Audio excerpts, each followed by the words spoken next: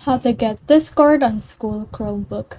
Hi guys, so in this video I'll teach you how to get Discord on school Chromebook. So if you want to learn how it's done, just watch this video until the very end. It's just pretty quick and simple, so let's go. To do that, what we need to do is to just head over to your Chrome browser right here.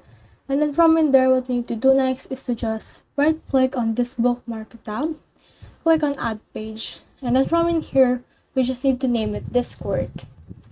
Now we have here some notes. So what you need to do is to just copy this first JavaScript. So let's copy that.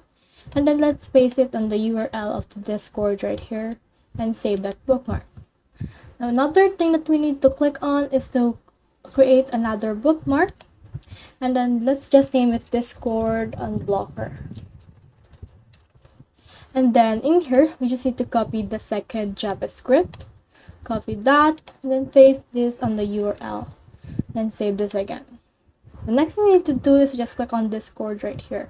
But before we click on it, we need to right click and click on Open in New tab.